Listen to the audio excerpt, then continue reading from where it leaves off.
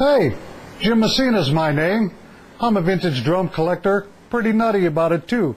If you've been following my videos, you'll know that I'm showing off some of my stuff from my collection, showing a lot of the interviews that I've done from the Chicago show of the famous collectors that we all know and love and revere. But hey, here's the next thing I got.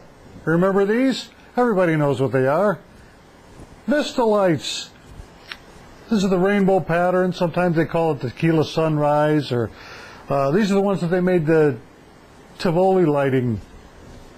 They had a unit with them, and they'd be lit up, and they'd blink and do patterns and everything. But I'll tell you, I found these right in town here.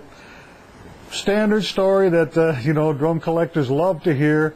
In a garage, a dusty old garage. Some people were moving out, and you know, I literally a few streets away, I never knew they were there. I saw them in the back, and I asked about them, and they kind of, oh, those old pieces of junk, and they look pretty junky, I'll tell you, but I can't believe how they survived.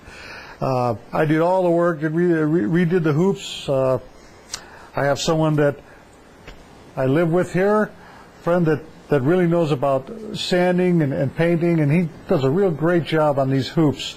Helps me out a lot with restoration, because I am no handyman. I'm just a lover of vintage drums, and I know what I want done, and I know it needs to be done, but I don't always have the skills. But he does. His name is Pat Ellick. He's been a really big help to me.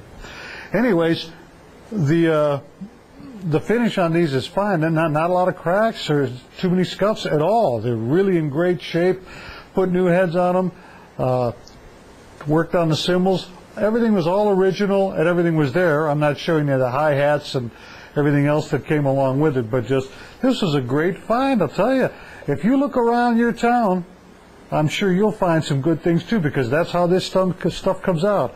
Estate sales, garage sales, you know, and once it gets into the vintage community, which is what I try to do, I try to get this stuff out of the hands of the general public, even if I don't collect it. And to tell you the truth, I don't really collect stuff from the 70s or the 60s, but I run across it, and when I do, I try to get it into my possession and kind of filter it into the proper places in the vintage drum community. But here's a perfect example of 1970s disco era Ludwig Vistalites.